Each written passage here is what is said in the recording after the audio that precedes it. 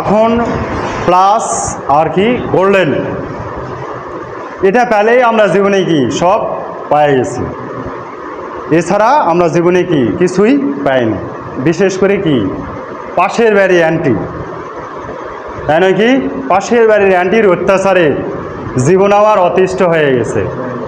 হ্যাঁ, ভাবি তো আছেই, ভাবিরা তাও একটু ওই সান্ত্বনা দেয়লে যা হয়েছে হয়েছে এরকম হয়, কিন্তু চাষি ফুবু এরকে অত্যাচারে জীবন অতিষ্ঠ। উমুকের ছেলেক দেখ, উমুকের মেয়েক দেখ, প্লাস পাইছে, গোল্ডেন পাইছে, যা পানি লিয়াই, পানি আনে কি ধুয়ে খা তুই। আসলে কি তাই না, এরকম আসলে কিছুই না। একটা প্লাস গোল্ডেন দিয়ে আসলে একটা মানুষ কী করা যায়, বিচার করা যায় না। প্লাস পায়নি তো কী হয়েছে, জীবন শেষ হয়ে গেছে না, জীবনে এখানে কি থেমে নেয়, জীবনকে আরও অনেক দূরে নিয়ে যেতে হবে। অনেক কিছু কি জীবন থেকে আপনার শেখার আছে।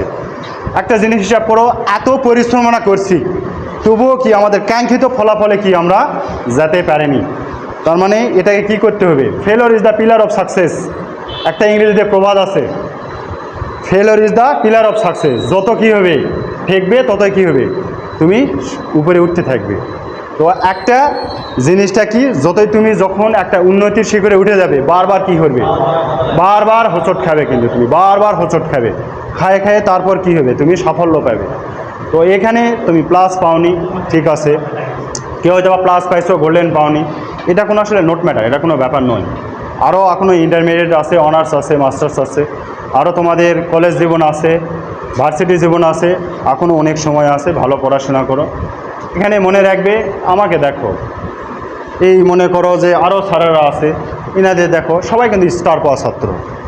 তাহলে কী হয়ে গেছে, এই আমরা এখন শূন্য অবস্থায় আছি, কিন্তু যারা ব্যাক বেঞ্চে ছিল তারা কিন্তু এখন কি অনেক ভালো ভালো অবস্থায় চলে গেছে। এখন তোমাদের এখানে যারা প্লাস গোল্ডেন পায়নি তারা কি ভালো অবস্থায় যাবেন, এর গ্যারান্টি কি? এবং বিগত যত ব্যাচ আছে সবাই যে ভালো রেজাল্ট প্লাস গোল্ডেন পাইছে, সবাই কি ভালো অবস্থায় গেছে না। ব্যাক বেঞ্চের কিছু স্টুডেন্টও আজ কী করতেছে, এই প্লাস গোল্ডেনে চালাচ্ছে, এরকমও বহুত আছে। সে একটা ভালো একটা কোম্পানির মালিক, এখন প্লাস গোল্ডেন তার অথরিটি, তার নিচে কাজ করে, সে এখন কী করছে, ব্যাক বেঞ্চের স্টুডেন্ট এই প্লাস গোল্ডেনে চালাচ্ছে, ওরা চাকরি করে, আমি কোম্পানিতে বসে আছি। আসলে এখানে কিছুই না, যে এই পার্শ্ববর্তী মানুষজন এদের কথা শুনে জীবনই রাখবো না, এরকম হইতে গেছে। তো গত বছরই অনলাইনে প্রকাশিত হয়েছে কত, যে রেজাল্ট হওয়ার সাথে সাথে কী হয়েছে, গলায় দড়ি দিছে, রেল লাইনের নিচে পড়ছে, গাড়ির নিচে পড়ে গেছে, ইচ্ছাগত আত্মহত্যা করছে। আসলে এগুলো নয় তো, আত্মহত্যা করে জীবনে আর কী পেলাম, আমি কিছুই পাইনি।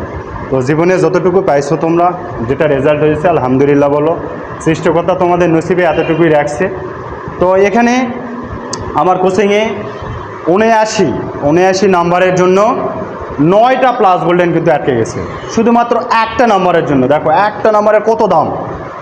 মেডিকেল বা ইঞ্জিনিয়ারিং সায়েন্সে যদি তোমরা এখানে যাও, 0.25 নাম্বারের জন্য অনেক ভালো ভালো জায়গায় চান্স হয় না।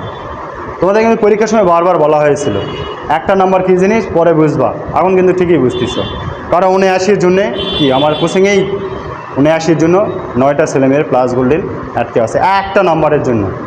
আমাদের ইচ্ছা ছিল কি, মোটামুটি 28 জন ছেলেমেয়ে ছিল, তার মধ্যে কতটা প্লাস গোল্ডেন আসবে, 18 থেকে 20টা আমাদের প্লাস গোল্ডেন আসবে, সেই মোতাবেক কিন্তু হয়েও গেছে। তাই কিন্তু কী হয়ে গেছে, একটা নাম্বার বিবেচনায় আসেনি।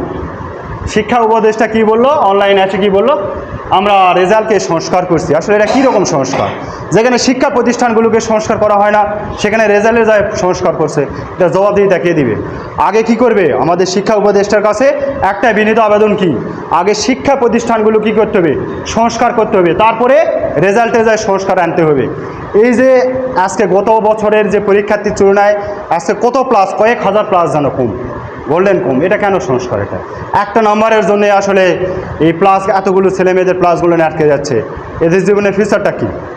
একটা নাম্বার। অবশ্যই প্লাস গোল্ডেনের দাম আছে, নাই কি দাম আছে, কিন্তু অবশ্যই ভালো ভালো কলেজে যায় আমরা ভর্তি করতে পারবো।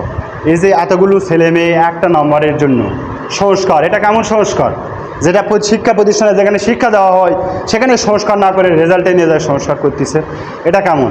এটা তো গাছের গোড়া কাটে আগায় পানি ঢালা হয়ে যাচ্ছে, এটা তো ঠিক নয়। এই যে এত ছেলে মেয়েগুলো এত অক্লান্ত পরিশ্রমে কাঙ্ক্ষিত রেজাল্টগুলো পায়নি, মানবিক দিক একটা নাম্বার, এটা কোনো একটা বিষয় না যে 79 পায় সে 80 পাওয়ার অবশ্যই যোগ্যতা রাখে।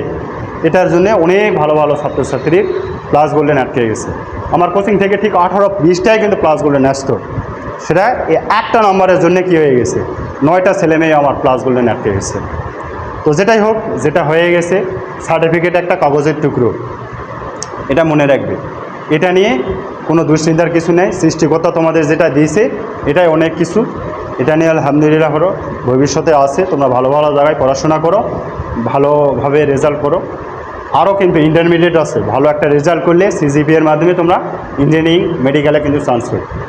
তো এটা নিয়ে মন খারাপ করার কিছু নেই। আজকে অনেকেই আসেনি পরীক্ষার্থী, যারা ওরা অনেকে বাইরে আছে, দেশে নেই, হয়তো বা বাড়িতে নেই, ঢাকাতে আছে, বা অনেক জায়গায় চলে গেছে, যে যার মতো বেড়াতে গেছে, বা অনেকেই অনেক কাজে আছে, এক কথা বাইরে আছে।